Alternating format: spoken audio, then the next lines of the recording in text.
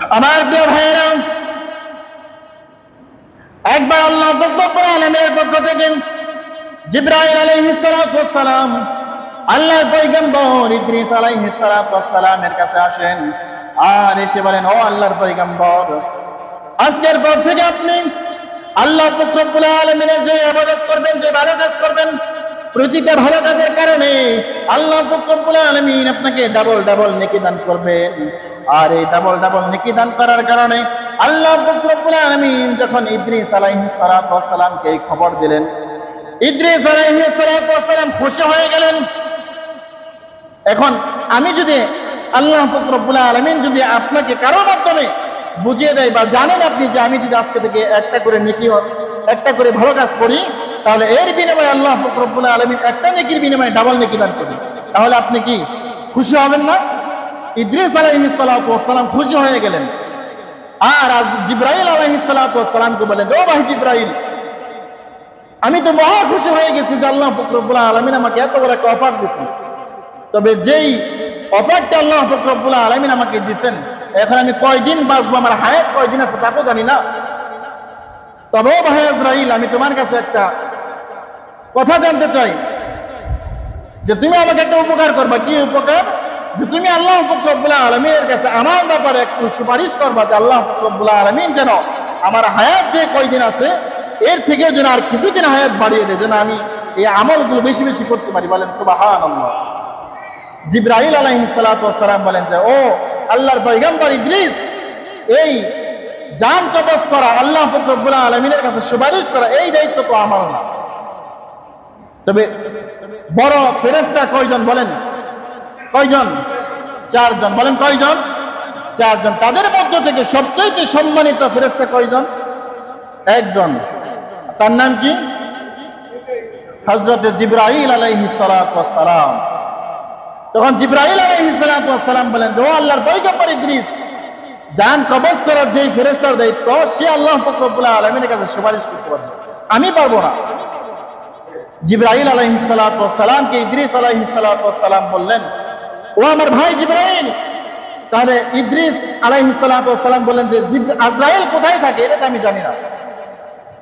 তখন জিবরাইল আলাইহিস সালাতু ওয়াস সালাম বলেন যে আজরাইল আলাইহিস সালাতু ওয়াস সালামের যে কামরা, যে আসন, উনি যেখানে থাকেন সেটা হচ্ছে চতুর্থ আসমানে। বলেন সুবহানাল্লাহ। ইদ্রিস আলাইহিস সালাতু ওয়াস সালাম বলেন, ঠিক আছে, আপনি যদি আমাকে চতুর্থ আসমানে ইদ্রিস আলাইহিস সালাতু ওয়াস সালামের সাথে সাক্ষাৎ করান, তাহলে বলা হয় আমি ইদ্রিস আলাইহিস সালাতু ওয়াস সালামকে বলবো। জিবরাইল আলাইহিস সালাতু ওয়াস সালাম সময় নেই, শর্টকাটে বলতেছি, ভালো করে বুঝবেন। জিবরাইল আলাইহিস সালাতু ওয়াস সালাম বলেন, ঠিক আছে, ও আল্লাহর পয়গম্বর, আপনি আমার একটা পাখার উপর বসেন, আমি আপনাকে চতুর্থ আসমানে নিয়ে যাই।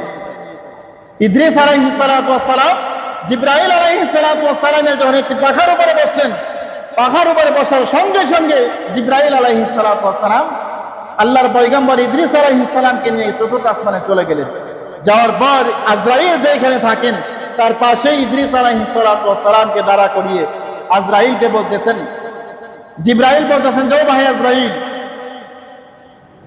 তোমার সাথে একজন লোক দেখা করবে, দেখা করতে আসছে। বলে কে? যে আল্লাহর পয়গম্বর হযরত ইদ্রিস আলাইহিস সালাতু ওয়াস সালাম। কেন? যে সে তোমার কাছে একটা আরজি জানাবে যে তার ব্যাপারে তুমি যেন আল্লাহ রব্বুল আলামিনের কাছে সুপারিশ করো যেন আল্লাহ তাআলা তার জানটা, তার হায়াতটা একটু বাড়িয়ে দেয়। তখন আজরাইল আলাইহিস সালাতু ওয়াস সালাম আল্লাহ তাআলা তাকে যে লিস্ট ধরিয়ে দেয়, সেই লিস্ট বের করে জিবরাইল আলাইহিস সালাতু ওয়াস সালামকে দেখালেন আর বললেন, ও আমার ভাই জিবরাইল, শুনেন, আল্লাহ রব্বুল আলামিন আমাকে প্রতিদিন একটি করে লিস্ট ধরিয়ে দেয়, যেটার মধ্যে প্রতিদিন যেই মানুষগুলো, যেই যাদের জান কবজ করা হবে, তাদের নাম, তাদের বাবার নাম, তাদের বংশ সব এখানে লেখা থাকে। তো আজকে আল্লাহ রব্বুল আলামিন আমাকে যেই লিস্টটা ধরে দিয়েছে, এইটার মধ্যে সর্বপ্রথম যার নাম লেখা আছে তার নাম হচ্ছে আল্লাহ রব্বুল আলামিনের পয়গম্বর হযরত ইদ্রিস আলাইহিস সালাতু ওয়াস সালাম। বলেন না সুবহানাল্লাহ।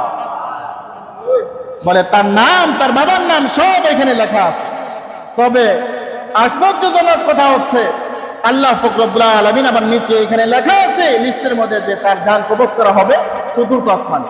এখন আমি আজরাইল তো পেরেশান হয়ে গেলাম দুনিয়ার জমিনে তো কোথাও আমি ইদ্রিস আলাইহিস সালামকে খুঁজে পেলাম না, এখন চতুর্থ আসমানে সে কিভাবে আসবে? আর এখন যেহেতু আপনি আল্লাহ রব্বুল আলামিনের ফেরেশতা হয়ে জিবরাইল আলাইহিস সালামকে বলতেছেন যে আপনি যেহেতু ইদ্রিস আলাইহিস সালামকে চতুর্থ আসমানে নিয়ে আসছেন, তার মানে আমার কাজটা সহজ হয়ে গেল। এখন আমি এই মুহূর্তে এখান থেকে আল্লাহর পয়গম্বরের জানটা কবজ করতে পারবো। বলেন সুবহানাল্লাহ। তো কেন বললাম যে কার জান কখন কোন জায়গায় কবজ হবে, কোন জায়গায় হবে কেউ বলতে পারবে না। আমি আপনি এখন এখানে বসে আছি, এমনও হতে পারে এইখান থেকে বের হওয়ার পর আপনি আপনার কোনো কাজ নেই মাহমুদপুর বাজারে যাবেন, আপনি রাস্তার মধ্যে আজরাইল আপনার সামনে দাঁড়িয়ে যাবে, হতে পারে না? হতে পারে।